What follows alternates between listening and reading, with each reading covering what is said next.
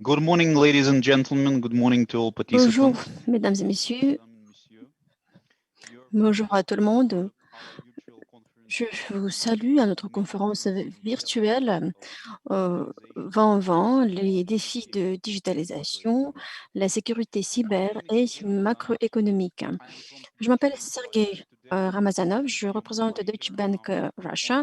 Je serai le modérateur de cet événement co-organisé par la Chambre de commerce franco-russe. Aujourd'hui, nous allons parler de la digitalisation et nous allons parler comment cela change notre monde. Nous allons parler aussi, nous allons discuter à quel point c'est sécurisé pour nous. Nous représentons Deutsche Bank Russia. On aura la traduction de 2 langues, français et anglais. Vous pouvez appuyer sur le bouton interprétation au fond de votre écran dans l'application Zoom. Vous pouvez choisir la fonction traduction. Nous voulons attirer votre attention aux meilleurs experts de notre domaine. L'audience pourra poser les questions après les présentations. Vous pouvez envoyer vos questions dans le chat. N'oubliez s'il vous plaît pas de spécifier de qui provient une telle ou telle question. Allons commencer par les notes d'introduction. Permettez-moi de vous introduire le CEO, Monsieur Blankenburg, Borislav Blankenburg. Merci Sergei. Bonjour à tout le monde. Je salue nos invités de la part de Deutsche Bank Russia. Nous vous saluons à cet événement joint co-organisé par la Chambre de commerce franco-russe. Nous allons parler des tendances et des défis que nous avons aujourd'hui en 2021 dans tel domaine comme digitalisation et cybersécurité et bien sûr macroéconomique. Je veux remercier la Chambre de commerce franco-russe, spécialement Monsieur Ducré pour la coopération et organisation excellente de cet événement. L'année passée, nous avons célébré 150 ans. Cette année, il est d'autant plus important pour nous de célébrer 140 ans de business en Russie. C'est un moment important pour nous. Cela veut dire que nous sommes ici depuis 1881, quand nous avons commencé le commerce avec Saint-Pétersbourg. Nous avons supporté la coopération avec les entreprises majeures de la Russie depuis toute cette histoire. Après la Révolution, pendant le temps de la volatilité extrême du marché et la Première Guerre mondiale, c'est notre banque qui a financé le premier contrat de Landmark avec l'Europe de l'Ouest. Nous avons envoyé le premier représentatif en 1963, 73 et maintenant nous sommes présents ici avec 150 personnes. Nous développons d'autant plus et aujourd'hui, nous avons le CEO, nous avons euh, le centre représenté par Ekaterina Sannikova. C'est très important pour nous parce que nous représentons les services de première classe, pas seulement en Russie, mais dans le monde entier, parce que nous sommes un des leaders technologiques parmi les banques. Après la pandémie et la crise de coronavirus, le monde fait face à plusieurs crises. Il n'est pas facile de prévoir ce qui se va se passer à long terme. Il y a des répercussions négatives, mais il y a aussi des opportunités d'optimisation, aussi que de la croissance. Nous avons vu cela l'année passée quand certaines entreprises ont développé rapidement en utilisant les opportunités de la nouvelle ère de digitalisation. La Russie a un grand potentiel dans ce domaine. Elle a une fondation assez solide de macroéconomie et même, et même meilleure par comparaison avec les économies européennes. Toutes les mesures ont été entreprises pour le faire et la Russie a une économie ouverte et elle est sortie du confinement, ce qui n'est pas le cas pour la plupart des pays européens. La Russie a été toujours un grand contributeur en matière des clients multinationaux à Deutsche Bank. La Russie amène les valeurs. Quant à nous, nous amenons des valeurs à nos clients à notre tour. Alors, quels sont les défis, quels sont les drivers de 2021? Quelles sont les questions que nous allons discuter aujourd'hui? Ce sont les questions que je vais poser à nos speakers d'aujourd'hui, à nos intervenants. C'est le format en ligne. C'est très intéressant pour nous parce que nous pouvons rassembler des speakers du monde entier. Nous avons Ekaterina Sanikova qui va parler des technologies. Nous avons Marion Labouret de Deutsche Bank qui va parler du Londres. Nous avons Christiane Avenia qui est à Moscou avec nous. Il est responsable de la région IMEA. Nous avons aussi Sergei Romazanov, qui est notre officier de communication en Moscou, qui va modérer cet événement aujourd'hui. Merci beaucoup Borislav, pour vos notes d'introduction. Oh, nous sommes fiers d'être membres de la Chambre de commerce de la France et de la Russie. Nous remercions Monsieur Ducré, qui est député directeur de la Chambre de commerce franco-russe. Nous remercions aussi Tech. Et maintenant, je passe la parole à Nicolas. Merci pour me donner la parole. Alors d'abord, j'aimerais vous souhaiter à tous une excellente conférence et je vous remercie de participer aussi nombreux à cette conférence qui promet d'être vraiment intéressante. Merci à la Deutsche Bank d'avoir trouvé tous ces experts au sein de son entité afin de nous parler des grands défis de 2021. Alors moi, quand je vois le titre « Digitalisation, cybersécurité et macroéconomie », j'ai quelques idées qui me viennent en tête, et notamment sur la macroéconomie, par exemple. Vous savez, nous, à la Chambre de commerce, on est en fait un bon témoin de la reprise de l'économie à chaque fois, puisque nous, dès que l'activité reprend, eh bien, on a des entreprises de France qui nous contactent afin de se développer en Russie. Et aujourd'hui, on constate depuis maintenant 2-3 mois, eh bien, on a de plus en plus d'entreprises françaises qui cherchent de nouvelles débouchés, qui cherchent à s'internationaliser et notamment à nous contacter. Donc ça, c'est toujours une bonne nouvelle. C'est souvent, effectivement, des petites et moyennes entreprises, parce que les grandes sont déjà souvent en Russie. Souvent des entreprises également technologiques qui ont donc une vraie valeur ajoutée et qui souhaitent se développer en Russie. Donc ça, c'est toujours une bonne nouvelle et ça veut dire que c'est probablement un signe également que l'économie se réveille après ce temps de Covid qui a ralenti un peu tout. J'espère que les frontières s'ouvriront prochainement, mais ça, personne n'est devin en la matière. Donc nous allons suivre nous allons attendre les décisions de l'Union européenne. Mais bon, je pense qu'on est parti sur la bonne direction et que ça devrait aller mieux. Ensuite, la digitalisation, c'est clair qu'aujourd'hui, c'est la thématique qui va nous accompagner dans les prochaines années. Aujourd'hui, dans l'industrie, c'est la thématique qui est au cœur de tous les projets industriels, avec notamment l'industrie 4.0.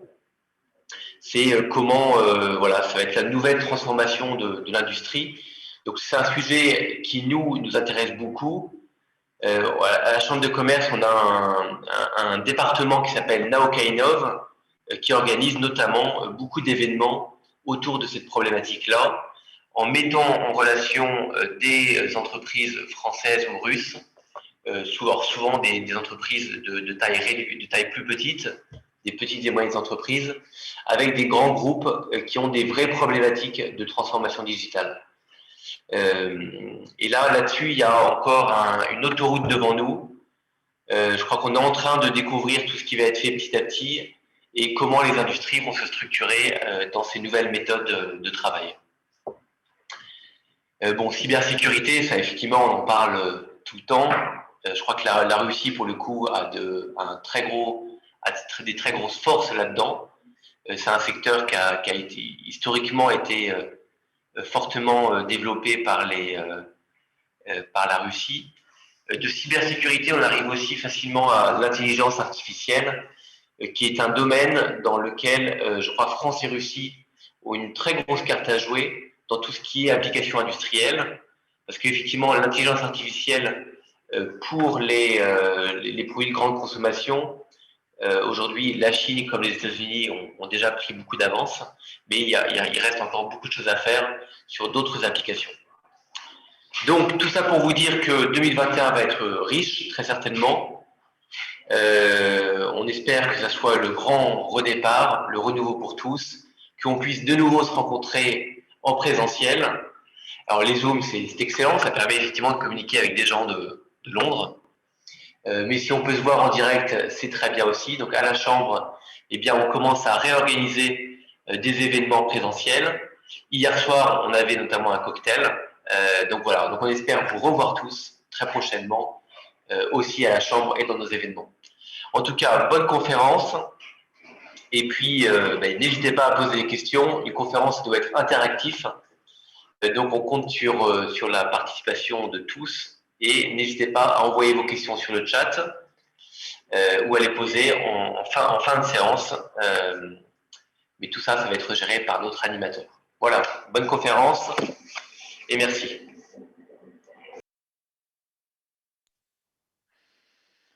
Thank you, Nicolas. Very interesting and very. Merci beaucoup, Nicolas.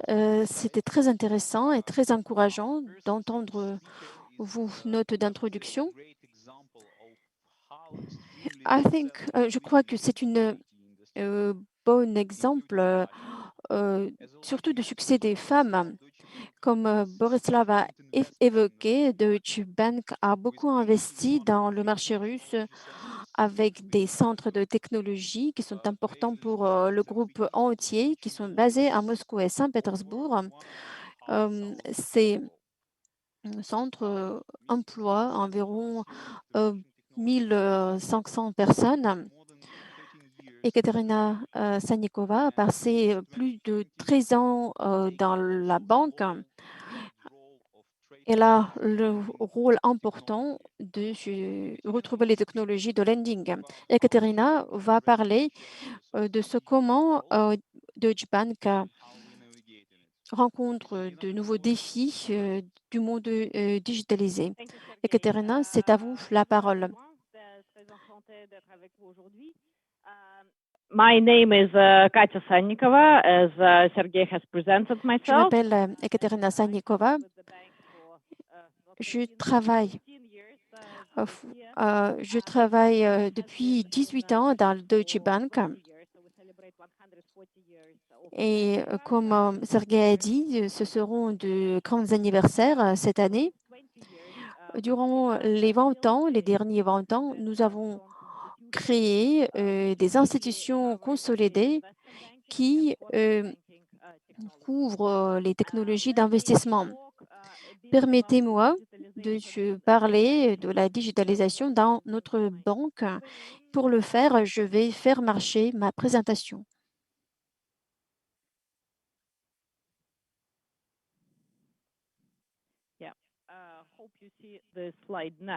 J'espère que vous voyez le diapo. Deutsche Bank has announced its strategy. Alors, Deutsche Bank a annoncé sa stratégie en 2018. C'est la nouvelle stratégie de la numérisation et de la digitalisation de la banque. Dans l'espace de digitalisation, les 4 objectifs clés de la banque sont la stabilisation et la sécurisation de notre logiciel que nous proposons à nos clients et que nous utilisons en interne. C'est très important pour le business de Deutsche Bank. Nous avons également investi dans l'environnement de contrôle et dans le monitoring de transactions. C'est aussi le domaine où nous investissons de façon assez intense en ce moment. Nous avons essayé de simplifier notre paysage des technologies d'information et nous avons aussi assuré l'intégration des solutions pour entreprises et d'autres solutions. Nous avons également essayé d'aller de l'avant et de dépasser dans notre développement l'industrie en général. Nous collaborons beaucoup avec des entreprises FinTech et ce depuis quelques années déjà. À la fin de l'année dernière, nous avons également conclu un accord de partenariat stratégique avec Google. Alors, Deutsche Bank est devenu le premier partenaire financier de Google en ce qui concerne la co-innovation pour les solutions dédiées à nos clients. Nous sommes très excités par ce processus parce que nous voyons que la combinaison de l'expérience de Deutsche Bank dans l'industrie financière et de l'expérience de Google dans le domaine de l'intelligence artificielle, de machine learning, de recherche des bases de données et de connaissances.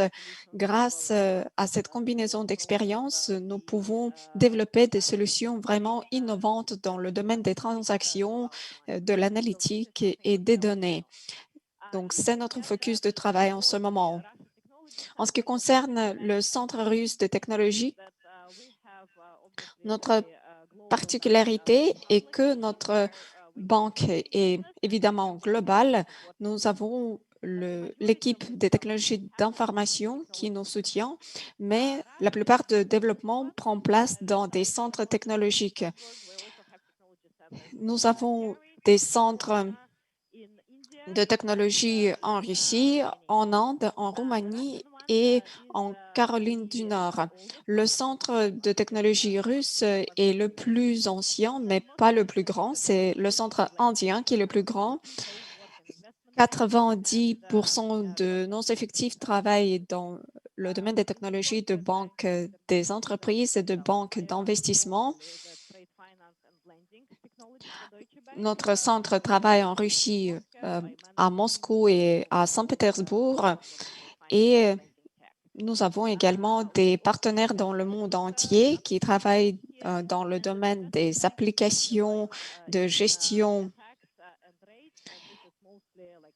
aussi bien que dans le domaine de gestion de marché et de gestion de bourse. Nous avons beaucoup investi dans le développement de la communauté technologique à Moscou et à Saint-Pétersbourg. Nous savons tous qu'en Russie, il y a de très bonnes universités. Excusez-moi. Alors, en Russie, il y a de bonnes universités où l'accent est mis sur les STEM, c'est-à-dire la science, la technologie, l'ingénierie et les mathématiques. Alors, nous avons coopéré avec les universités en Russie pour le développement des formats de formation modernes pour nos étudiants. À Moscou, par exemple, nous avons organisé 2 programmes de formation. Le premier programme dans le domaine des technologies d'information de l'Université d'État de Moscou-Lomonosov et l'autre programme dans la Haute École de l'économie.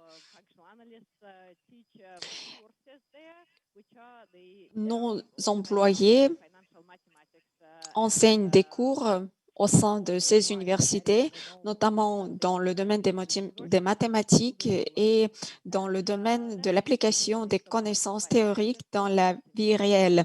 Nous avons également coopéré avec des établissements d'éducation dans le domaine de la formation continue.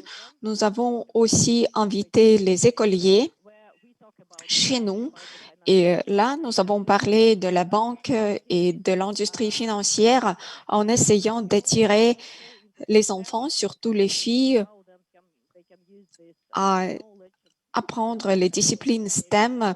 Nous leur expliquons comment ils peuvent utiliser ces connaissances dans la vie réelle et quels sont les problèmes auxquels elles pourraient appliquer ces connaissances. Nous avons aussi beaucoup de conférences où nous participons et en Russie, il y a plusieurs conférences où nous participons activement.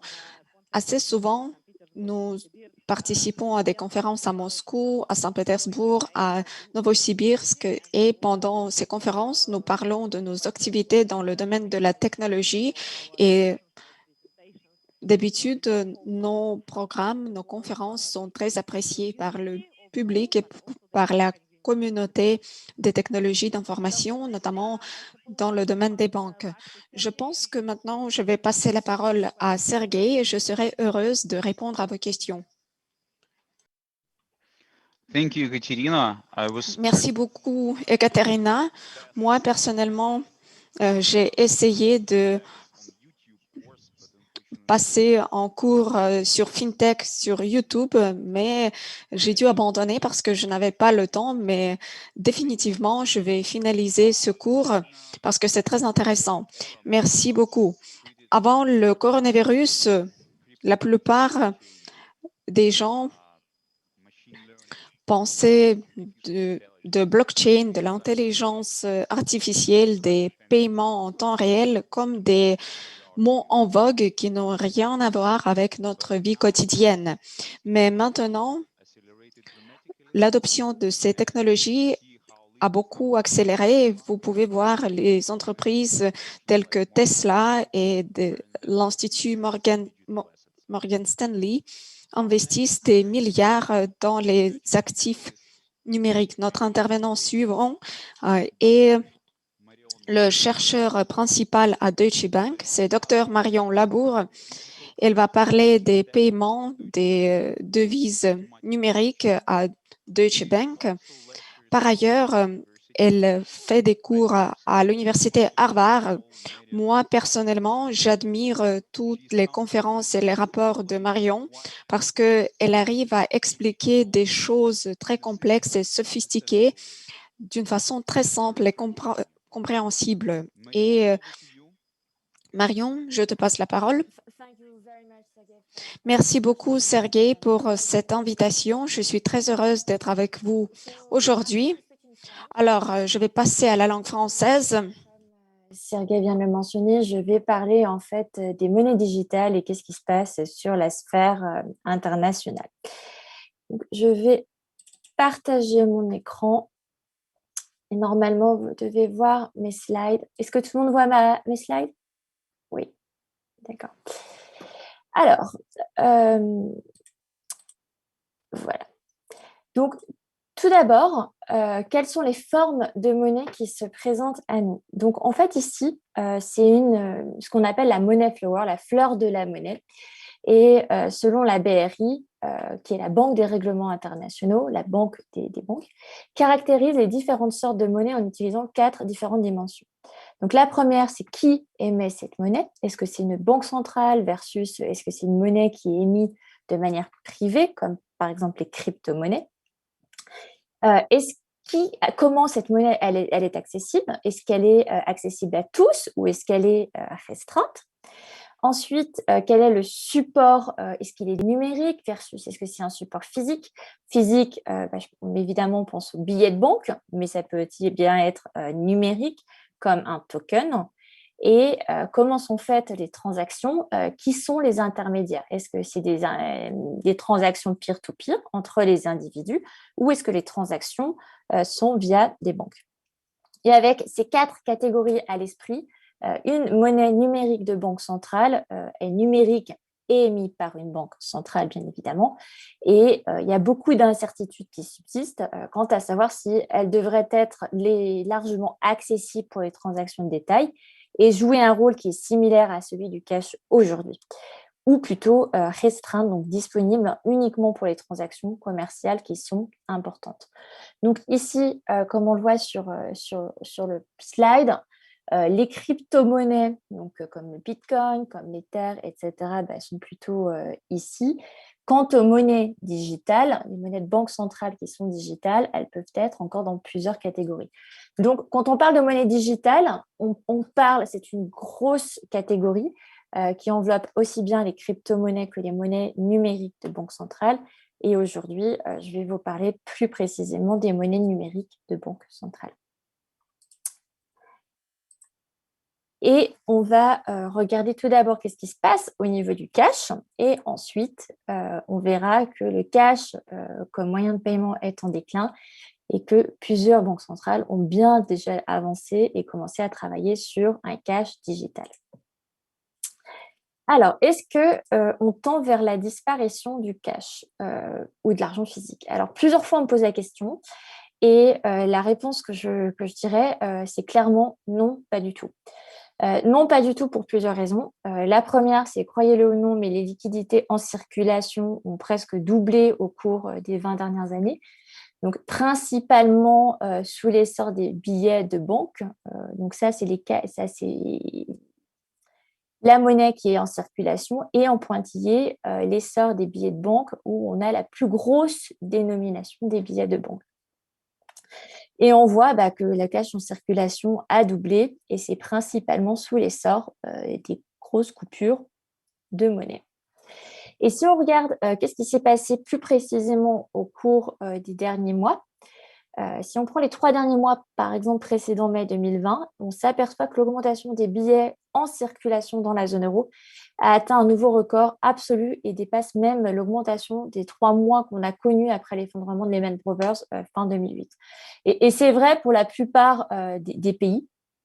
Et c'est dû au fait que les gens retirent de l'argent, car c'est considéré comme un paradis sûr pour stocker de la valeur et en particulier pendant les crises financières. Et si on regarde qu'est-ce qui se passe côté consommateur, donc ici, sur ce graphe, on a fait un sondage à Deutsche Bank, on a interrogé plus de 3600 consommateurs, à savoir pour leur demander si le cash serait toujours là. Et on a été assez étonnés, mais plus de 60% des citoyens, et c'est vrai pour un grand nombre de pays, donc ici j'ai mis les Britanniques, les Américains, et quelques Européens et la Chine, on s'aperçoit que plus de 60% des citoyens pensent que le cash sera toujours là. Et encore une fois, c'est vrai pour la plupart des pays, c'est vrai quels que soient les âges, même pour les jeunes, ce qui est plus surprenant encore. Donc ça, c'est pour le cash en circulation, le cash comme valeur refuge. En revanche, si on regarde qu'est-ce qui se passe comme cash, comme moyen de paiement, la réponse est légèrement différente. Et là, on s'aperçoit que l'argent liquide a clairement perdu du terrain en tant que moyen de paiement. Et cette tendance a clairement été accélérée par la crise du Covid. Et nous, on estime à Deutsche Bank que la Covid a accéléré le déclin des paiements en espèces d'environ 4 ou 5 ans. Donc, il y a clairement un vrai changement vers une société numérique, une société sans numéraire. Un exemple, c'est la Suède, où les liquidités en circulation représentent environ 1% du PIB. Donc, c'est probablement un des pays qui est en passe de devenir le premier pays sans numéraire d'ici 2023. Depuis la Covid, on voit aussi sur le graphique de gauche qu'un certain nombre de commerçants n'acceptent plus les espèces et poussent fortement vers les paiements sans contact. Donc, on l'explique très clairement par les mesures de distanciation sociale et que les espèces, comme tout autre objet touché par un certain nombre de personnes, peuvent aussi transmettre des virus. L'exemple le plus probant, c'est celui du Royaume-Uni. Donc, la courbe qui est en grise, bien au-dessus.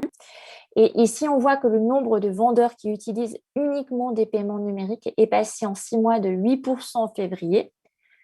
Donc, on était là 8% et on est passé à peu près à environ 50% en avril 2020. Donc, on a un énorme bond, un énorme saut.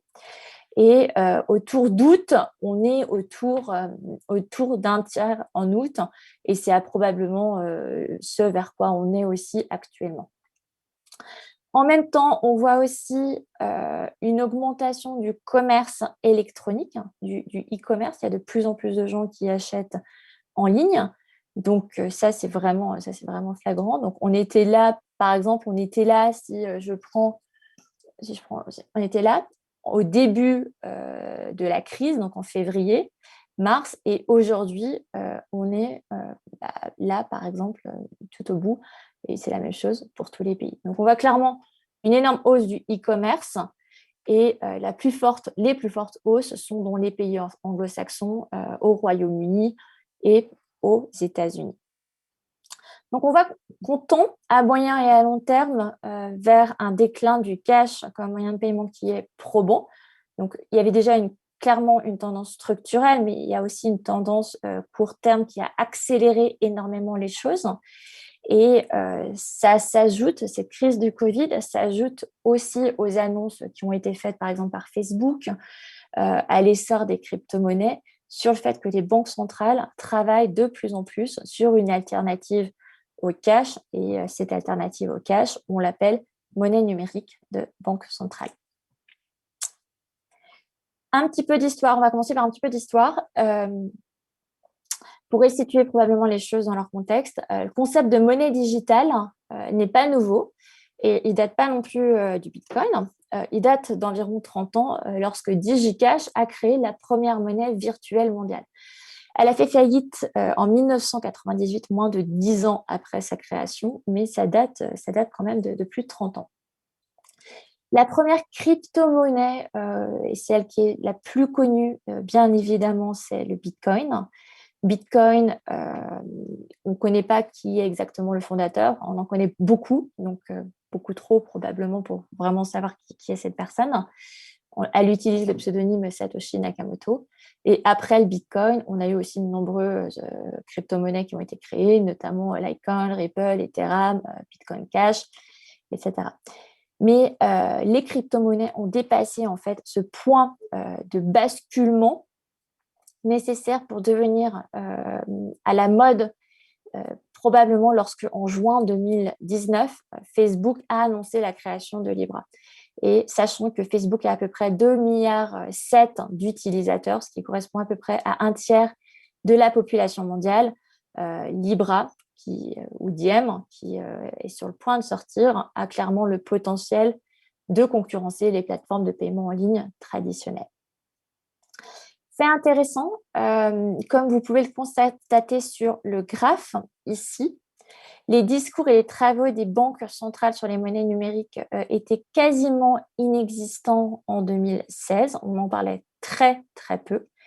Et jusqu'en 2020, donc ça, c'est la courbe nette, c'est-à-dire ici, c'est à chaque fois qu'une banque centrale décrivait de manière très négative les crypto-monnaies, les monnaies digitales, et ici, lorsqu'elle travaillait en décrivant les avancées comme plutôt positives, qui pourraient contribuer positivement au système actuel.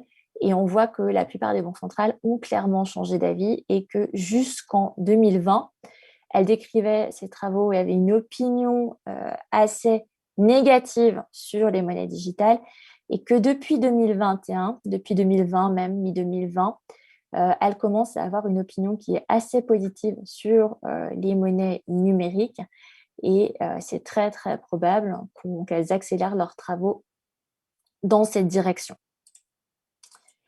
Alors, sur quoi travaille-t-elle? Donc, ce qu'on s'aperçoit, c'est que ici, et qu'au cours des 2 dernières années, voire des 3 dernières années, depuis 2017, les banques centrales et les gouvernements du monde entier ont multiplié et ont accéléré les initiatives sur ces monnaies digitales. Et selon une enquête de la BRI qui vient d'être publiée il y a quelques jours, on a aujourd'hui 86% des banques centrales qui développent une monnaie numérique de banque centrale. Donc, c'est quasiment 90%, 9 sur 10, qui travaillent dessus. Et ce travail va bien au-delà de la recherche, car on a 60% des banques centrales qui expérimentent des preuves de concept, donc comme on le voit ici, et on a à peu près 14%, principalement dans les économies émergentes, qui mènent déjà des projets pilotes. Et à l'avenir, les banques centrales représentant environ 1/5 de la population mondiale devraient émettre une monnaie numérique de banque centrale à usage général, probablement au cours des 2, 3, 4 prochaines années. Et les motivations à émettre une monnaie numérique à usage général sont assez nombreuses. Donc, ça dépend évidemment des pays, ça dépend du setup des banques centrales, des technologies. Mais principalement, je dirais que les principales raisons sont pour la stabilité financière, pour la mise en œuvre de la politique monétaire, pour des raisons d'inclusion financière, pour améliorer l'efficacité des paiements à la fois nationaux et des paiements transfrontaliers, et améliorer la sécurité aussi des paiements. Alors, côté pays les plus avancés, alors là, on a les Bahamas. Les Bahamas ont lancé leur monnaie digitale en octobre dernier à l'échelle nationale. Donc, ils avaient premièrement réalisé un projet pilote en 2019 pour améliorer l'inclusion financière, pour réduire les coûts de prestation de services et accroître l'efficacité des transactions. Et il faut savoir que les Bahamas ont une pénétration de smartphones de l'ordre de 90%. C'est un des pays les plus riches en Amérique en termes de GDP, de PIB par capita. Donc, on peut s'attendre à une adoption qui sera très certainement rapide et massive. Intéressant aussi, le $100, donc le dollar des Bahamas, est indexé au dollar américain. Et ceci pourrait être considéré comme un proxy pour le dollar digital américain. Donc, en termes de pays les plus avancés, j'ai dit les Bahamas, il y a aussi la Suède. La Suède a commencé ses projets pilotes en février dernier, donc février 2020, et c'est plutôt réussi. Comme on le voit ici, comme je l'ai mentionné aussi, depuis 2007-2008, en Suède, on a clairement un déclin du cash. Donc aujourd'hui, le cash représente moins de 1% du PIB, donc c'est très, très faible. Donc ici, on voit, si on met ça en rapport avec les autres pays à l'échelle mondiale, la Suède fait partie des exceptions où le cash en circulation est extrêmement faible. Donc, les recherches sur la monnaie numérique en cash ont débuté en 2017 pour cette raison, pour la raison que les liquidités en circulation sont en baisse depuis 2007 et que du coup, ils ont cherché à développer des alternatives à ce cash physique. Et le troisième pays, donc on avait dit en premier les Bahamas, en deuxième la Suède. Le troisième pays le plus avancé, c'est la Chine. Donc la Chine, en Chine, les recherches sur la monnaie numérique ont commencé en 2014 sur un projet qu'on appelle DCEP, monnaie numérique paiement électronique. Et l'objectif principal de cette monnaie numérique chinoise est de remplacer le papier-monnaie et d'améliorer l'inclusion financière, ce qui est une autre étape dans le développement de l'économie numérique chinoise. Et tout d'abord, on a eu la guerre commerciale entre les États-Unis et la Chine, puis on a eu les annonces de Facebook, et enfin, on a aussi eu la Covid, et tous ces facteurs ont accéléré les recherches sur ce yuan digital. Et les efforts pilotes ont débuté en avril, bien avant l'échéance qui avait été annoncée à fin 2020. Donc, ce qu'on peut dire, c'est que la Chine a à peu près plus de 600 millions d'utilisateurs au quotidien sur WeChat et Alipay. Le RMB numérique sur les smartphones des gens va très probablement gagner assez rapidement une acceptation rapide et généralisée. Et bien évidemment, en Chine, il y a plus d'1,4 milliard d'habitants, ça joue aussi. Donc, on peut s'attendre à ce que cette monnaie numérique chinoise ait aussi le potentiel de faire progresser les monnaies numériques dans le domaine courant. D'un point de vue de la réglementation, l'émergence du e-RMB signifie aussi que chaque transaction financière est visible et traçable par les autorités gouvernementales. Côté des autres pays, donc par exemple, si on prend la zone euro, début octobre, la BCE a publié un rapport sur un euro numérique. Aujourd'hui, aucune décision n'a encore été prise. On vient de terminer au niveau de la zone euro la phase de consultation en janvier. Donc, la BCE a reçu en tout plus de 8000 réponses, donc, ce qui est absolument énorme. Et elle est en train de travailler sur une analyse complète de cette consultation.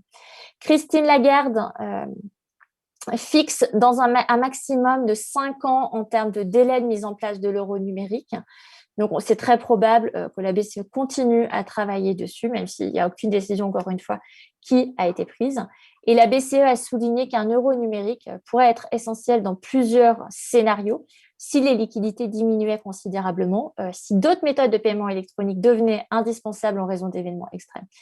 Jusqu'à présent, ce qu'on sait, mais encore une fois à confirmer, la BCE semblerait envisager un partenariat privé-public et de favoriser un modèle où l'accès à l'euro numérique est intermédié par le secteur privé. Mon opinion, c'est que ça reste quand même assez peu probable que les économies avancées rattrapent leur retard, du moins par rapport aux pays émergents, notamment la Chine, qui est très, très avancée, du moins sur le court terme, pour 2 raisons qui sont assez importantes. La première, c'est que pour la majeure partie des pays avancés, on a des taux d'intérêt qui sont extrêmement faibles, voire négatifs. Et on a aussi un rapport qui est très, très différent à l'anonymité, la confidentialité. Et on a des normes culturelles où on n'est pas forcément prêt à divulguer toutes nos informations personnelles et toutes nos transactions financières. Donc, ça risque de prendre un peu plus de temps aussi pour des raisons plus structurelles. Et si on regarde, qu'est-ce qui se passe au niveau des générations? Alors, on s'aperçoit aussi que la Chine bénéficie d'atouts démographiques. La Chine et les pays d'Asie du Sud-Est ont une population qui est beaucoup plus jeune, beaucoup plus importante, mais beaucoup plus jeune surtout qu'en Europe, qu'aux États-Unis et qu'au Japon, et que les jeunes ont aussi tendance à être plus ouverts à l'adoption des nouvelles technologies. À noter aussi également, la Chine a une société basée sur l'argent liquide et est passée de cet argent, du cash, au paiement numérique, donc a quasiment sauté l'étape des cartes de crédit. Et c'est beaucoup plus facile de passer du cash au paiement par téléphone plutôt qu'au paiement par carte, du paiement par carte au paiement par téléphone. C'est assez rapide de sortir sa carte versus de compter ses pièces, etc. Ça prend beaucoup plus de temps. Donc, dans des pays comme les États-Unis et l'Europe, où on a une forte habitude depuis longtemps de payer par la carte bleue, la différence entre payer par carte ou via un smartphone est assez incrémentale et ça rend aussi beaucoup plus difficile pour les consommateurs de passer au paiement numérique. Si on regarde qu'est-ce qui se passe côté d'adoption des crypto-monnaies, si on compare entre générations, on voit aussi que l'adoption est beaucoup plus rapide en Chine, et encore plus rapide pour les jeunes en Chine, qu'en Europe occidentale et aux États-Unis. Et l'exemple que j'ai pris ici concret, c'est combien de citoyens ont déjà acheté et clairement vendu des crypto-monnaies. Et on s'aperçoit que 2 fois plus de Chinois ont acheté des crypto-monnaies par rapport au nombre d'Européens et d'Américains. Voilà. Et donc, je vais terminer ici pour avoir assez de place si vous avez des questions à la fin. Merci.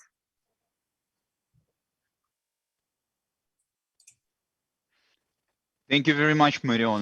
Merci beaucoup, Marion. C'était vraiment très intéressant. And j'aimerais vous poser quelques questions concernant l'économie mondiale. Quelles sont vos attentes quant au changement de l'économie globale après l'inauguration de Joe Biden?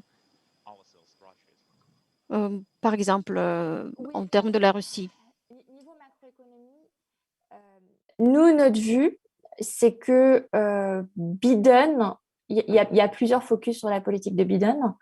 Biden va faire aussi un énorme stimulus package pour les États-Unis, ce qui va clairement aussi relancer la croissance américaine et qui aura aussi un impact sur les autres économies. Donc ça, clairement, Biden l'a mentionné qu'il y aurait une continuité dans les politiques économiques, notamment la position face à la Chine des États-Unis. Et Biden a clairement dit qu'un de ses focus, c'était la politique fiscale, donc taxer les hauts revenus et tout ce qui était énergie verte. Donc ça, on s'attend clairement à un engouement dans cette direction.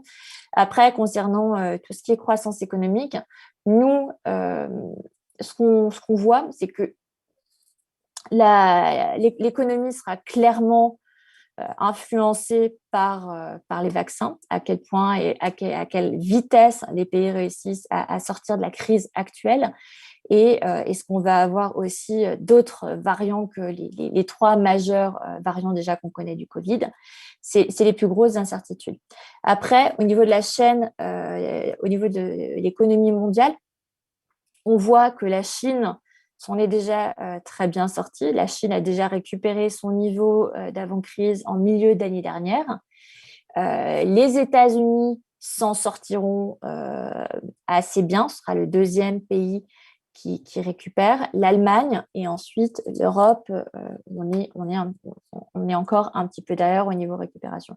On s'attend à ce que l'économie reprenne probablement au 2e trimestre de cette année et que la plupart des personnes aussi soient vaccinées et qu'on ait vraiment une vraie reprise cet été.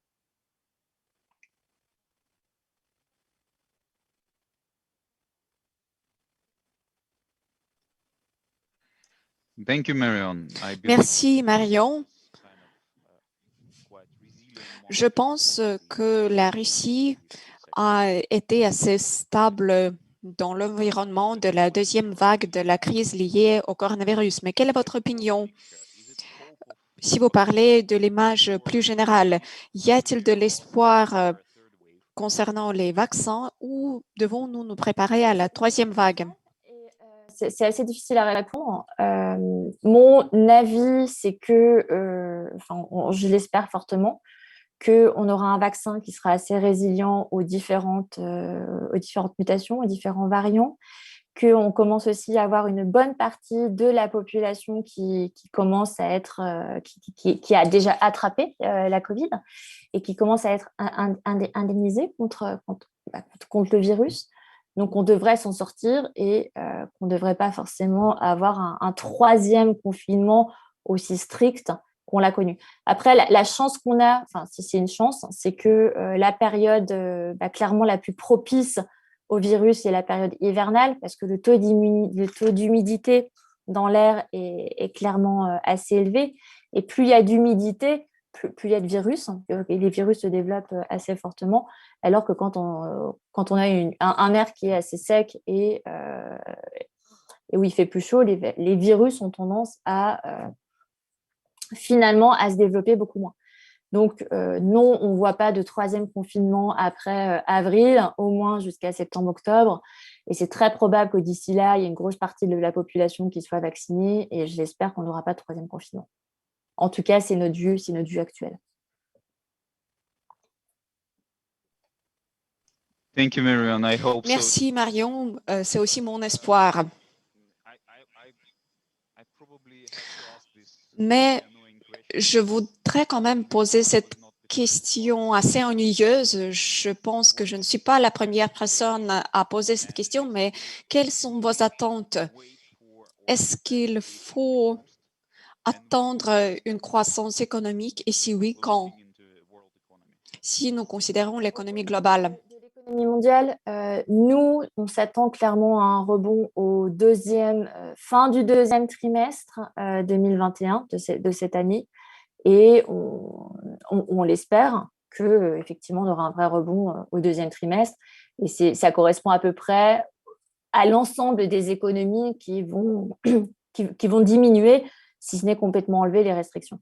Donc, je pense au Royaume-Uni où on commence déjà un petit peu à parler de la fin du confinement, à la France aussi, où les restaurants devraient réouvrir en avril, à l'ensemble des pays où on s'attend vraiment à un rebond au deuxième trimestre 2021.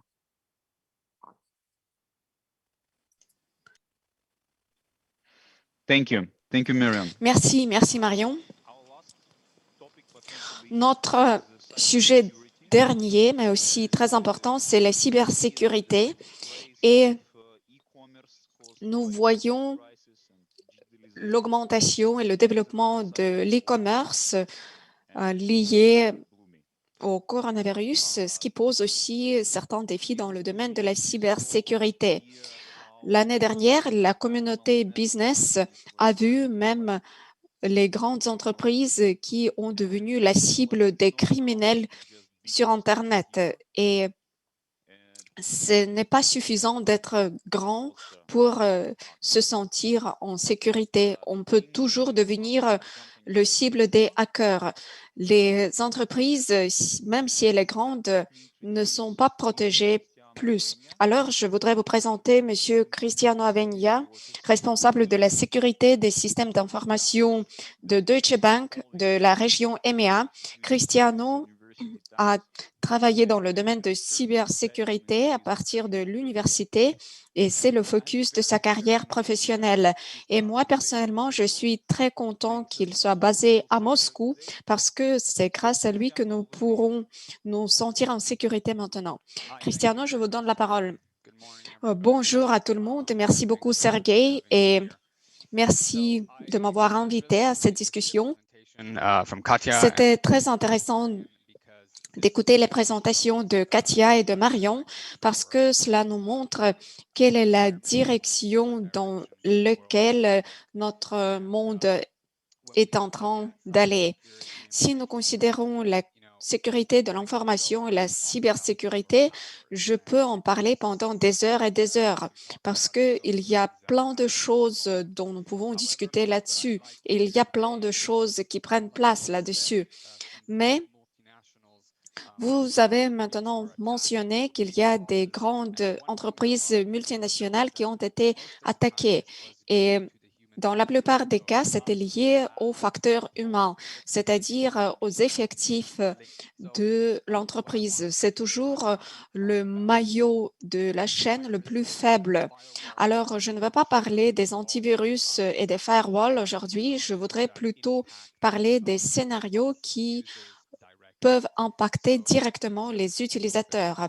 Permettez-moi juste de partager mon écran maintenant. J'espère que vous pouvez bien voir mes diapositives maintenant.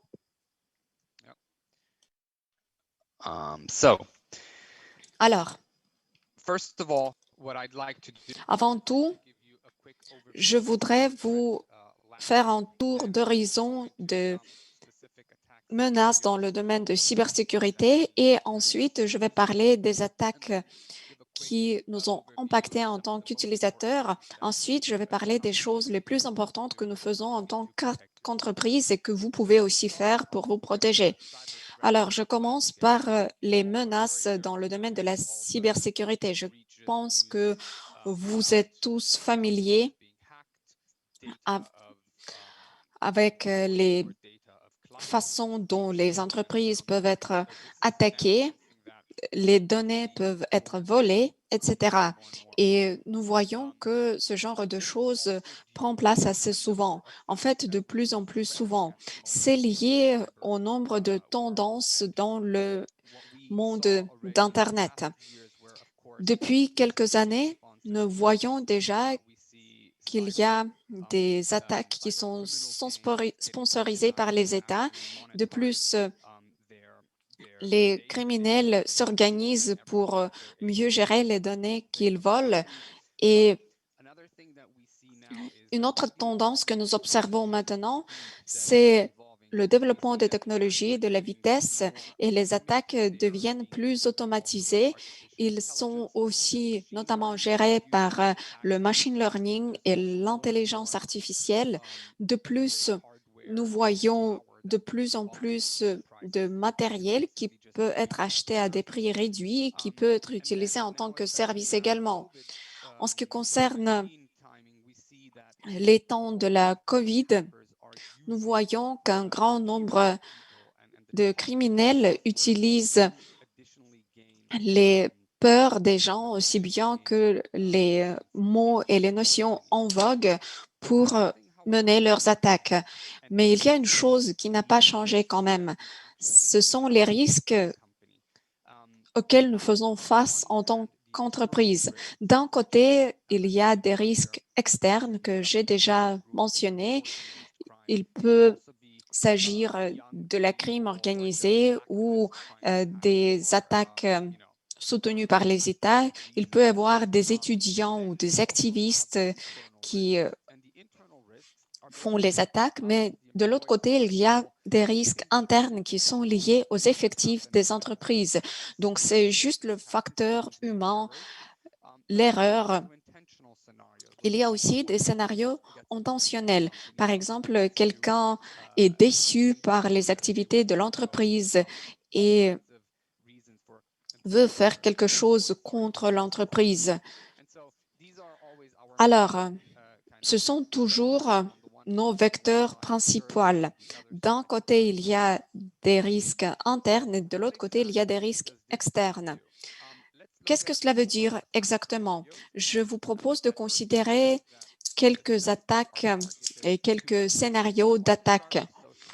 Et je vais commencer par l'ingénierie sociale. Si vous ne connaissez pas ce terme, il s'agit de l'art d'acquérir des informations de la personne en prétendant que vous êtes l'ami de la personne ou le membre de la famille de la personne.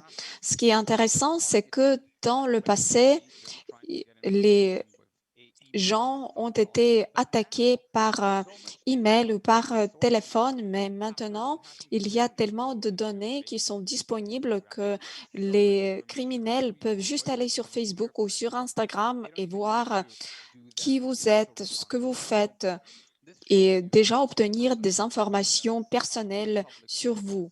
Alors, ces informations personnelles sur les sources publiques peuvent être utilisées pour mener une attaque contre vous. Qu'est-ce que cela veut dire? Cela veut dire que dès qu'ils acquièrent des informations sur vous, sur votre lieu de travail, sur le domaine où vous travaillez, ils peuvent vous écrire des emails, des SMS ou vous appeler directement. Et ensuite, ils vont essayer de vous faire croire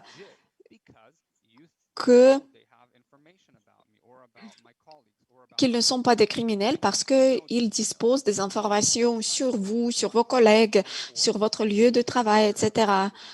Et des fois, nous recevons des emails avec la demande de changer la parole immédiatement, etc.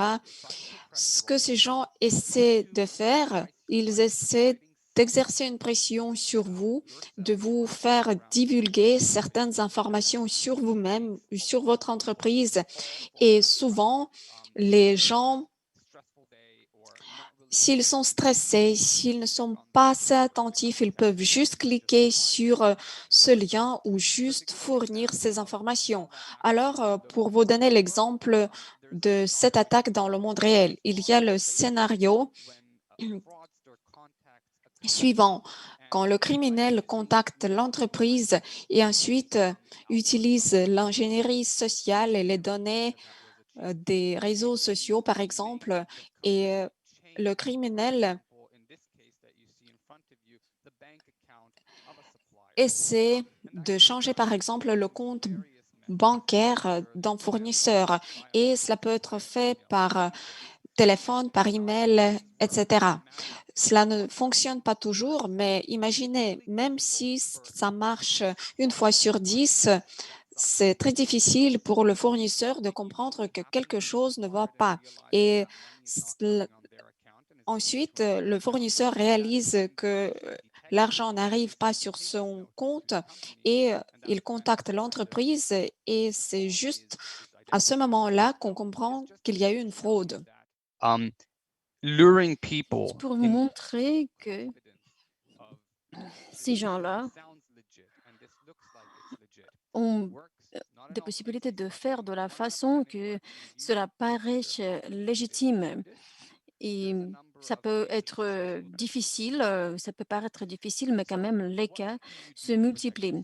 Qu'est-ce que nous pouvons faire pour nous protéger? Nous avons ces 3 R, refuser de l'information non connue. Si vous ne connaissez pas quelque chose, n'ayez pas confiance. Le deuxième R, request, cela veut dire demander de l'information supplémentaire.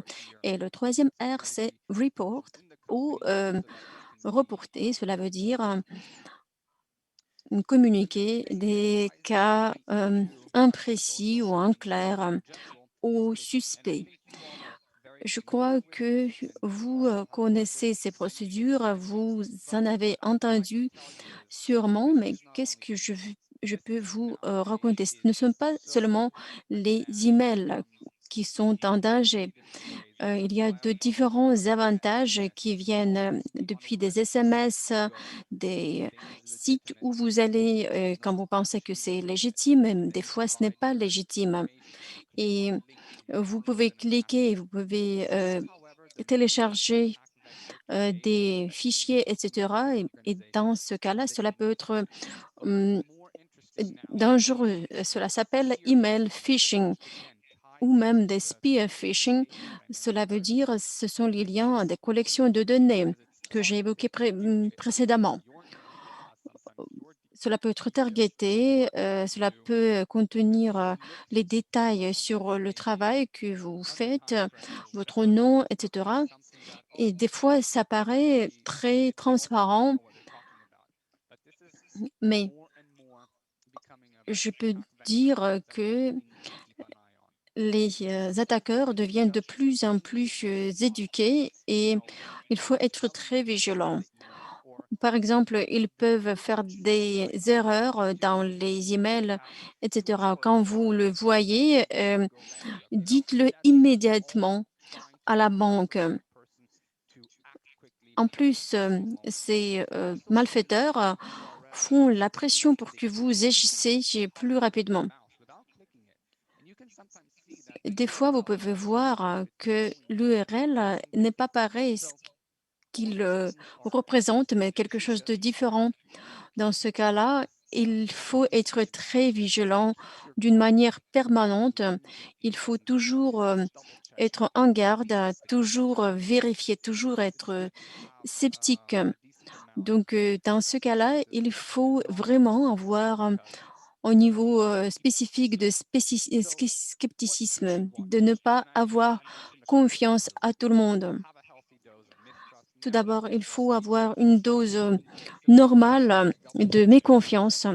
Il faut toujours éviter la pression de ne pas donner à quelqu'un de faire la pression sur vous. En cas de doute, il faut tout simplement quitter le lien tout d'abord ou faire ce qu'on appelle over. Il est à vérifier les pièces attachées, etc. Alors, Quant à malware, ce sont tous les softs, tous les logiciels maniants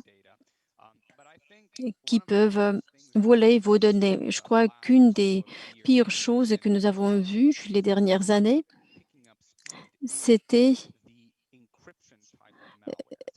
c'était les types encryption de malware. Imaginez-vous que vous faites marcher votre ordinateur et tous vos données sont encryptées. Vous n'avez plus de façon d'accéder.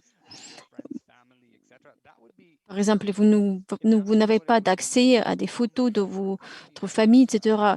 Imaginez-vous que c'est une grande société qui a les détails accumulés pendant des années sur les clients et sur les transactions, etc. C'est vraiment très dangereux et il est à éviter de telles situations. Voilà, nous avons des contrôles antivirus, des firewalls, etc. Mais je peux souligner une chose, de telles situations, tout, ax- tout f- afin de faire marcher de telles situations, cela peut être une seule personne dans la société qui clique sur un mauvais lien. Hum, 94% de malware est distribué à travers les emails. Voilà, une société peut avoir tous les contrôles, toutes les sécurités, mais c'est c'est en force au point où les utilisateurs de la société ou les travailleurs de la société ont assez vigilance. S'ils ne sont pas assez vigilants, cela ne se passe pas, même s'il y a de tous les contrôles en place. Voilà un peu de contexte, un peu de chiffres. 1 million de dollars, c'était le volume qu'une société à Corée du Sud a dû payer en bitcoin pour recevoir leurs données de nouveau. Voilà, c'était le pire scénario pour cette société et ils n'avaient pas autre issue que de payer cette somme pour retourner leurs données. Voilà. Imaginez-vous à quel point c'est rapide, à quel point c'est efficace et cela se passe assez souvent et vraiment ces malfaiteurs ont un niveau de succès assez élevé dans leurs activités. Cela passe par email, ça peut aussi passer par les sites web, mais le premier pas, c'est toujours d'infecter les ordinateurs des victimes. Le deuxième pas, c'est d'encrypter tous les fichiers qui sont dans cet ordinateur, tout ce qui est dans le disque dur, etc. Dans ce point-là, vous ne pouvez pas accéder à ces données si vous ne payez pas. Et c'est ça le troisième pas. Vous devez payer à ces malfaiteurs. Et ceci a été possible à cause de la monnaie encryptée.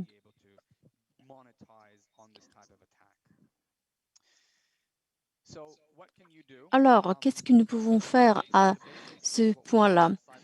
Tout d'abord, il est à respecter l'hygiène cyber, c'est-à-dire il est à toujours actualiser les systèmes de sécurité. Il est à avoir les processus donc, en plan de réaction à des situations comme ça. Cela doit être une sorte de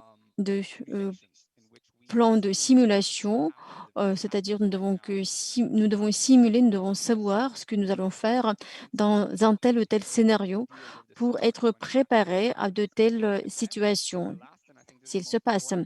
Et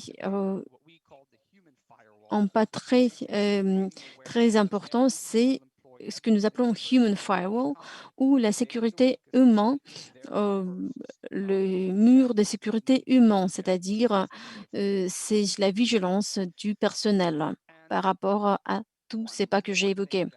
Encore, quelque chose que j'ai voulu évoquer, Je crois que les passwords, c'était quelque chose que nous avons utilisé avant pour sécuriser les accès à nos fichiers. 2 minutes pour vous expliquer et surtout de donner les recommandations comment créer de bons mots de passe. Ce que vous voyez ici, ce sont les passwords les plus populaires en 2020. Je crois que cette année, ce n'est pas tellement changé. La première chose que je veux vous dire, si vous avez un de ces passwords, changez-le immédiatement. La deuxième chose que je veux vous dire, regardez combien de choses dépendent de mots de passe. C'est vraiment crucial que avez, que vous ayez un ADN propre à des passwords. Je veux dire que ça doit être un nombre de règles à respecter pour protéger vos données. Séparer les mots de passe personnels par rapport à un mot de passe de l'entreprise où vous travaillez. Changer régulièrement les mots de passe. Je sais qu'il y a des entreprises qui forcent les gens de changer régulièrement les mots de passe et je crois que vous devez le faire personnellement aussi. Vous devez changer souvent.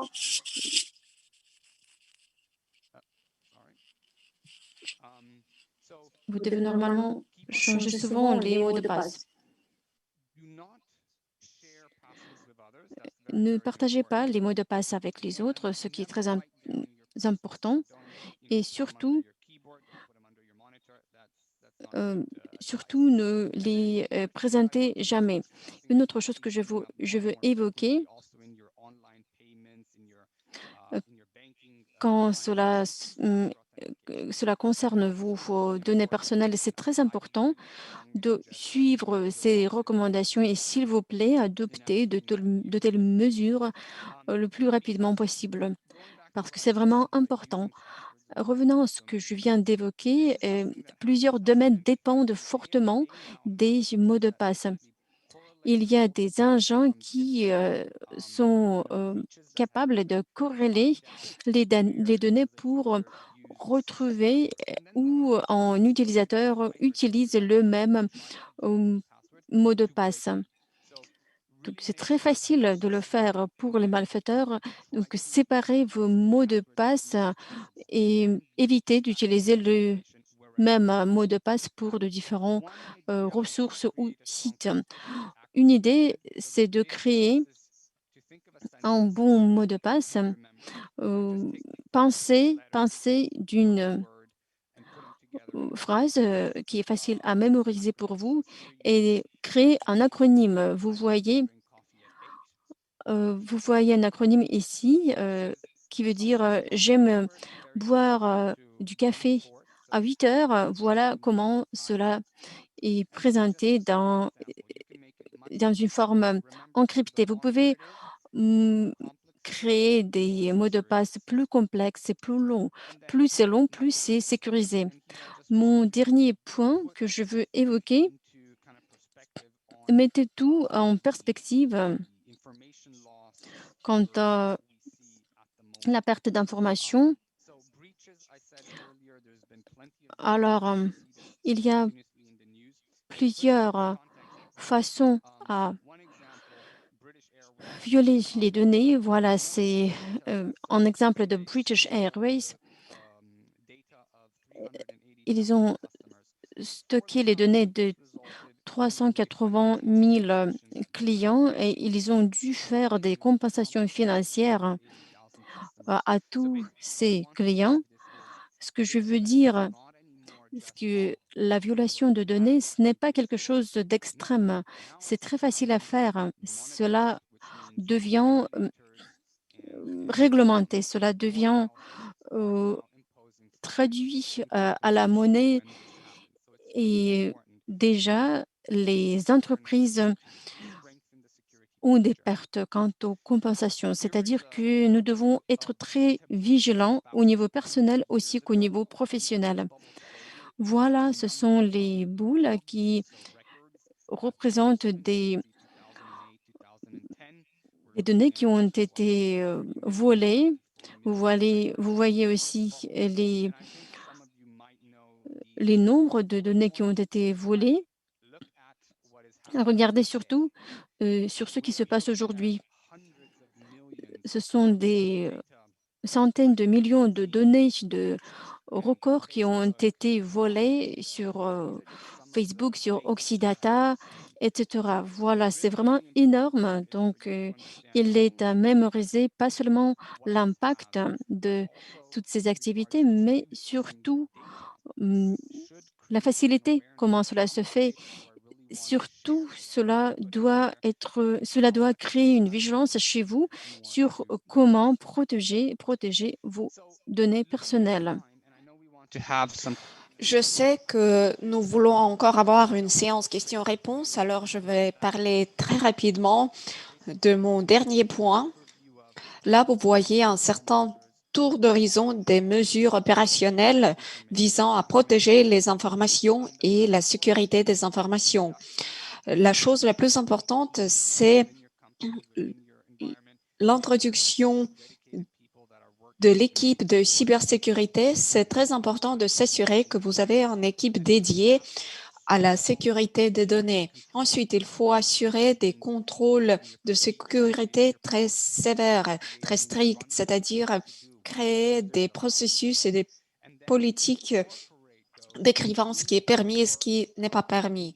Ensuite, il est très important d'incorporer la sécurité, les meilleurs standards, les lignes directrices et les politiques de sécurité au sein de vos projets, dans l'ADN de votre entreprise.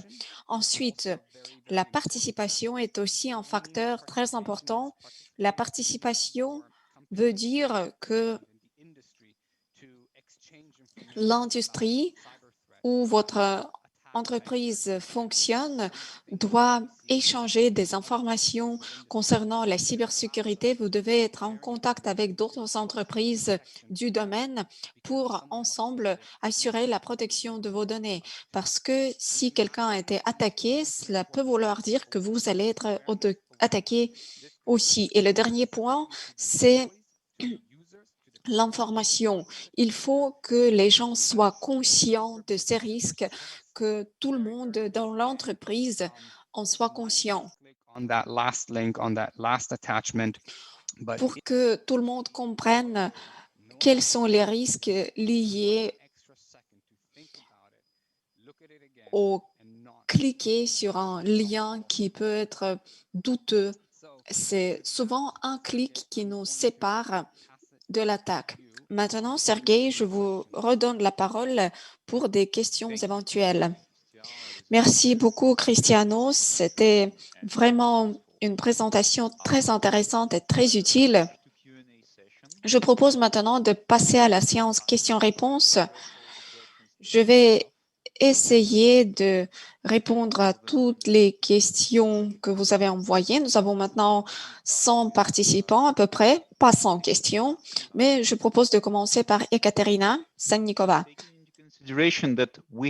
Ekaterina, compte tenu que le coût de la main-d'œuvre en Russie est assez basse, mais la qualité de leur travail est très grande. Est-ce que vous pouvez envisager une fuite de cerveau, notamment en votre entreprise, et comment gérer ce problème en Russie? Merci beaucoup, Sergei. C'est une très bonne question. Je pense que, effectivement, le coût de la main-d'œuvre en Russie est assez bas, mais c'est un marché qui est en développement et la profession des spécialistes de technologie d'information est vraiment très en demande. Et par exemple, en une heure, un spécialiste sur les technologies d'information, notamment dans le domaine de la gestion des réseaux sociaux, peut recevoir 70 appels d'un spécialiste RH. Alors, notre objectif à Deutsche Bank est de nous assurer que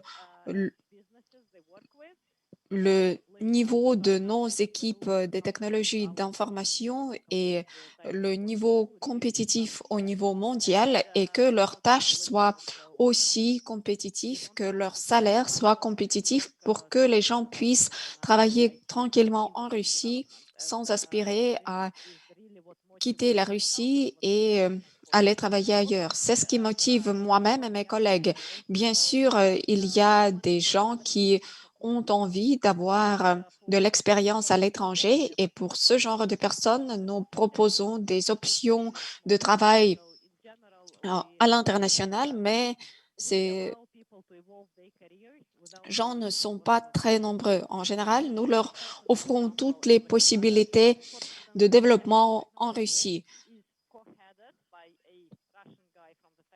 Et en fait, notre fonction IT est gérée notamment par une personne russe, co-gérée, je veux dire, et c'est un bon exemple d'une carrière globale que vous pouvez avoir chez nous. Merci, Ekaterina. La question suivante est aussi adressée à vous. Quelle est la meilleure stratégie de gestion des talents dans l'IT? Les spécialistes IT travaillent sur un marché très chaud et leurs salaires sont très compétitifs et il y a beaucoup d'entreprises qui sont capables de leur proposer des salaires compétitifs, de bons bureaux au centre-ville, etc. Alors, l'intérêt principal des développeurs est lié au domaine de travail. Ce qui est très populaire aujourd'hui, c'est la pharmacie, la biomédecine, l'industrie des jeux. Donc, le domaine, c'est aussi très important. Ce qui est aussi important, c'est ce que vous réussissez à apprendre dans le courant de l'année en tant que spécialiste. Merci, Katharina. La question suivante. Je pense que je vais l'adresser également à Katia et je voudrais aussi demander à Marion de faire son commentaire après. Qu'en pensez-vous? La digitalisation globale va-t-elle amener à la disparition des banques à l'avenir? Je parle des banques vraiment traditionnelles, conservatoires. Je propose à Marion de commencer et ensuite je vais partager mon opinion. Oui, bien sûr. En fait, c'est une très bonne question et ma réponse va être suivante. Ça dépend. Ça dépend. Par exemple, du développement des devises numériques. À mon avis, aujourd'hui, la plupart des banques ont dit explicitement, notamment Riksbank, la banque suédoise, et cela concerne aussi la Chine, ils ne vont pas agir en tant qu'intermédiaire là-dessus. Donc, il y a 3 niveaux. Le premier niveau, ce sont des utilisateurs qui ont des comptes au sein d'une banque commerciale et la banque commerciale est ensuite en contact avec une banque numérique. C'est le scénario d'aujourd'hui. Le deuxième scénario est quand les utilisateurs ont leur compte bancaire directement chez la banque centrale et les utilisateurs ont aussi un lien avec les banques commerciales. Ce n'est pas un scénario très différent d'aujourd'hui. Et le troisième scénario, c'est quand les utilisateurs ont leur compte directement dans la banque centrale. Donc, le lien est direct avec la banque centrale. Théoriquement, c'est possible, mais en pratique, il n'y a pas de banque centrale qui soit heureuse de le faire pour plusieurs raisons. Il y a les raisons liées, par exemple, au blanchiment de l'argent, à des responsabilités. Et bien sûr, pour la Banque centrale, c'est plus facile de procéder si ce sont les banques commerciales qui sont responsables de ces questions. Alors, pour être brève, oui, cela peut être possible, mais cela ne va pas être jouable en réalité. Les utilisateurs vont avoir leur compte bancaire au sein de la banque centrale, mais les banques commerciales vont toujours agir en tant qu'intermédiaires. Alors, cela peut être possible mais cela ne va pas se produire, à mon avis, en pratique. En ce qui concerne le deuxième point, je pense que les banques commerciales doivent être numérisées et c'est la direction dans laquelle nous évoluons en ce moment. Les actifs numériques font partie de notre paysage financier aujourd'hui de plus en plus. Ils font partie des activités des banques commerciales de plus en plus. Et Katerina, Sergei, vous pouvez peut-être aussi commenter là-dessus, mais Deutsche Bank fait beaucoup de choses dans cette direction aussi avec le développement des technologies cloud, blockchain et d'autres technologies. Oui, merci beaucoup, Marion. Je pense que c'est définitivement ce qui est en train de prendre place. Toutes les banques globales, de toute façon, ont déjà compris qu'elles doivent devenir aussi des entreprises IT. Oui, je suis d'accord. Je pense que les banques vont continuer à exister. C'est de toute façon notre avenir à moyen terme. Mais ce qui va changer dans l'industrie, c'est que nous allons avoir plus de petites banques qui vont se spécialiser sur quelque chose et où il y aura plus d'entreprises fintech spécialisées dans un domaine assez étroit et les banques devront apprendre à interagir avec ces petites entreprises fintech. Mais les banques vont quand même continuer à exister parce qu'elles peuvent fournir un large éventail de services. Cela peut être la combinaison de nombre de services et les entreprises fintech ne vont pas être capables de couvrir tout cet éventail de services. De plus,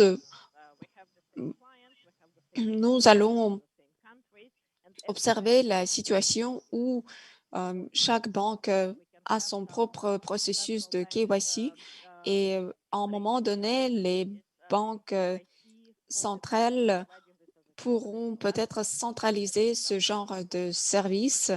Je pense que c'est aussi une tendance que nous allons observer dans les années à venir. Merci beaucoup, Ekaterina. La question suivante concerne les devises numériques. Les monnaies numériques s'imposera seulement si elle est sécurisée. Qu'est-ce que vous pouvez dire du point de vue de la cybersécurité là-dessus? Je pense que Cristiano peut commencer et Marion pourra continuer. Bon, moi, j'ai une réponse simple à cette question. Je suis tout à fait d'accord. Effectivement, ça doit être sécurisé et je pense que l'un des phénomènes qui a amené à la difficulté d'adoption, ce sont les choses assez simples. Il y a 2 semaines, j'ai lu un article où il y a eu une personne qui a perdu son mot de passe pour son compte de plusieurs centaines de milliers de dollars. Je pense qu'il y a assuré nombre de facteurs. Premièrement, c'est bien sûr la sécurité des processus, de la distribution, la sécurité du produit et des objectifs du produit. Cela doit être aligné avec d'autres exigences de sécurité. C'est à peu près la même chose qu'avec l'argent en espèces. Il faut s'assurer que toutes ces mesures de sécurité soient utilisées. Mais si nous parlons de la pratique d'utilisation, là, nous voyons des points faibles et là, il nous faudra comprendre que faire si j'ai un compte de plusieurs centaines de milliers de dollars et je ne peux pas accéder à mon compte parce que j'ai perdu mon mot de passe. C'est comme si j'avais perdu la clé de l'armoire où je stockais mon argent. Je pense que c'est ce genre de problème sur lesquels il faudra nous focaliser dans les années à venir. Merci, Cristiano. Marion, qu'en pensez-vous? Est-ce que le défi de cybersécurité, c'est le défi qui va ralentir toutes les monnaies numériques?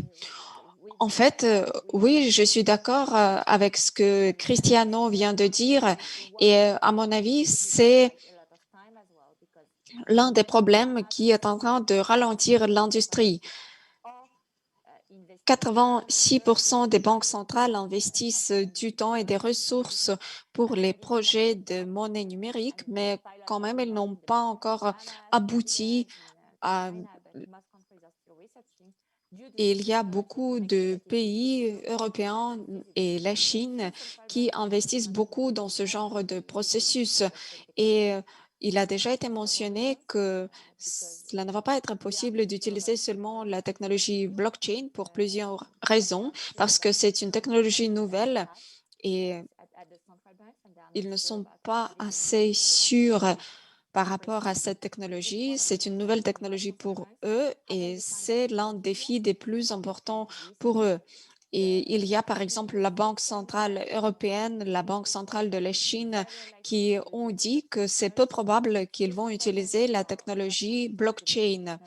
Et il y a beaucoup d'autres pays qui ne sont pas prêts à utiliser cette technologie parce qu'elle est nouvelle. Alors, il faut s'assurer que ça soit sécurisé. Thank you. Marion, the question is very interesting, is addressed by one of. Merci. Il y a une autre question très intéressante. Marion, à vous. J'aimerais commencer par vous. Le développement de la vaccine russe est d'autant plus actif dans le monde entier. Pensez-vous que cela va influencer les positions de la Russie en matière de l'économie et politique? Qu'en pensez-vous? Comment cela va influencer le paysage politique? Le vaccin russe, comment le développement du vaccin russe va influencer les positions de la Russie dans le monde entier? Quant à la Russie, je crois que la Russie a fait vraiment un bon travail quant à la gestion de la pandémie. Le taux de mortalité est assez bas par rapport aux autres économies telles que les États-Unis, le Japon, l'Inde, etc. Le PIB est assez élevé, l'économie se restitue dans les conditions pandémiques. Et la pandémie n'a pas eu aussi d'effet que dans les autres pays. Cela veut dire que la Russie a fait preuve d'une bonne gestion de la crise de la COVID.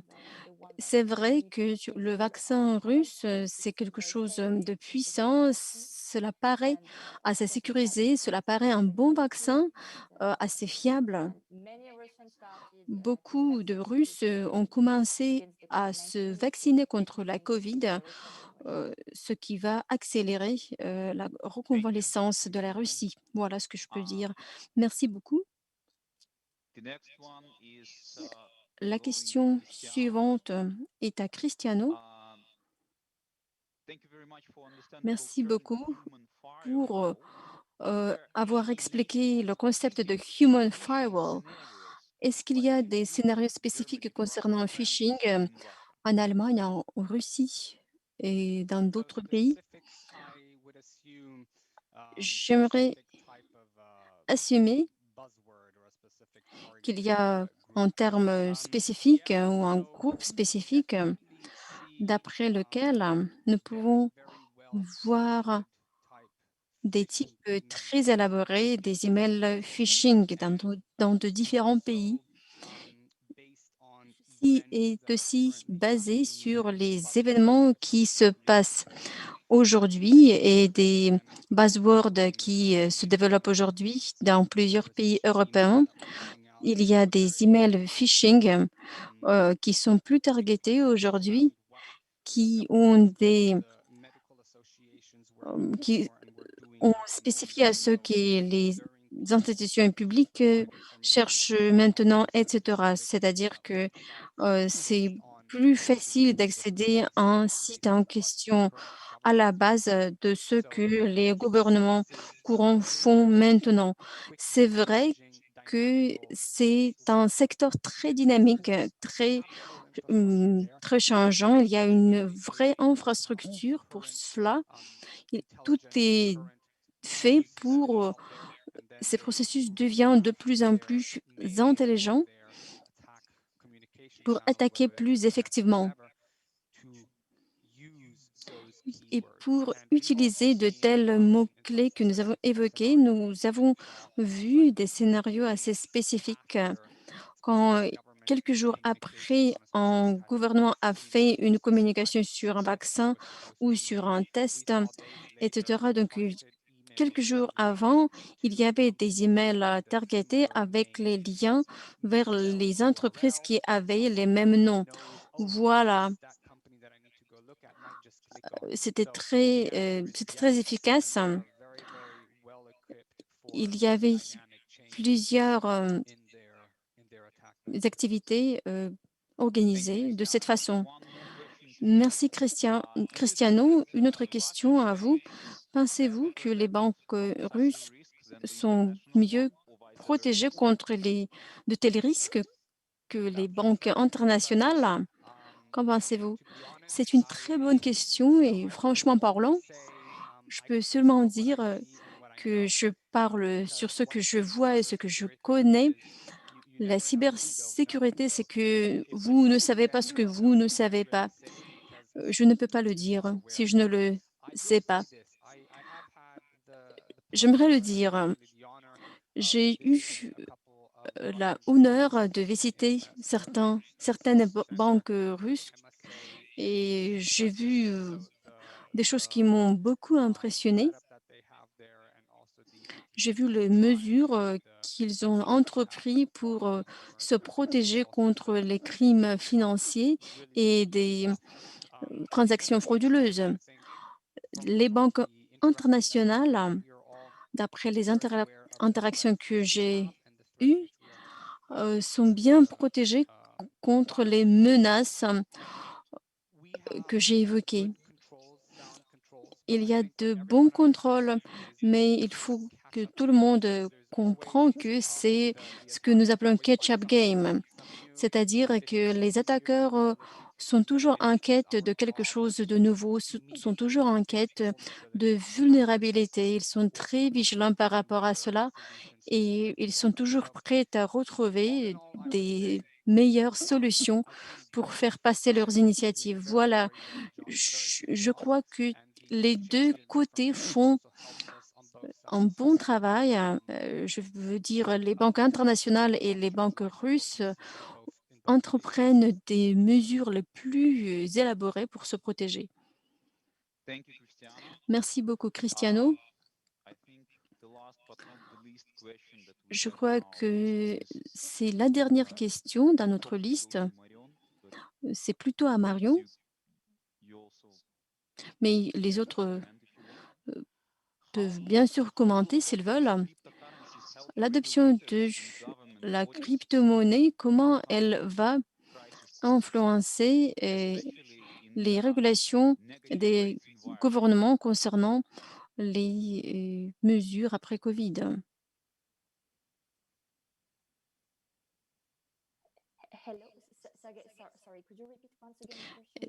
Sergei, pourriez-vous répéter, s'il vous plaît, comment l'adoption de la crypto-monnaie va influencer les mesures des gouvernements qu'ils entreprennent pour surpasser la crise de Covid, surtout quand il s'agit des taux négatifs.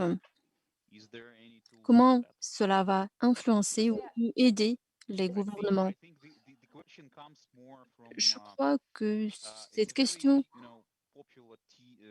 est surtout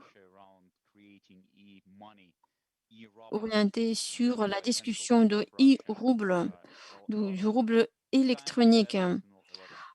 On parle de ce que cela demande beaucoup de temps et d'investissement et surtout que la population n'est pas tellement sûre qu'il faut créer une telle monnaie. Je veux dire, le rouble électronique.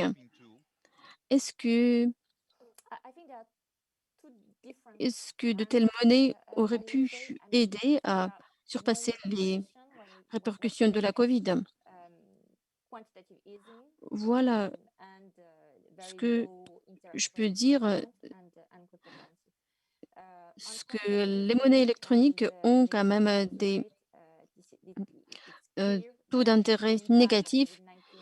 Il est évident que l'impact de la COVID a été très sérieux.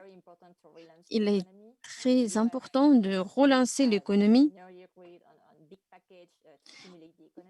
et stimuler l'économie. C'est une nécessité aujourd'hui. Et c'est surtout le taux d'intérêt qui devient plus bas et quantitativement, c'est plus facile. Et ce n'est pas quelque chose qui va stopper là jusqu'à ce que l'économie est en reconvalescence. Quant à la régulation de la monnaie crypto, c'est quelque chose d'important. La Commission européenne est en train de travailler sur la régulation de la monnaie crypto, ce qui est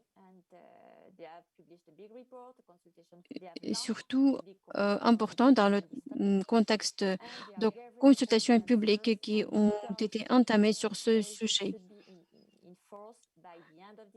Et je crois que les mesures seront adoptées vers la fin de cette année ou au début de l'année suivante.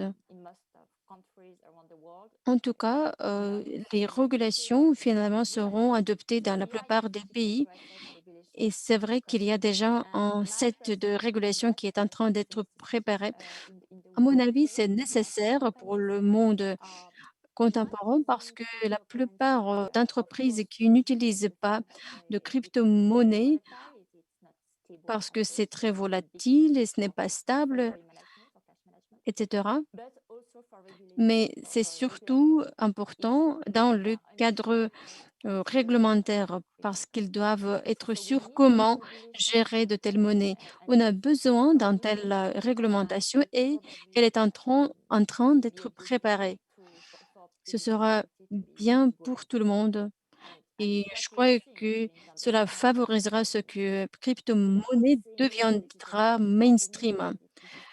C'est la boom de crypto-monnaie et quand même PayPal a lancé sa crypto-monnaie aussi que Facebook. Et chaque jour, on voit une telle ou telle entreprise qui a investi ou accepté les bitcoins. C'est-à-dire que nous avons besoin de régulation.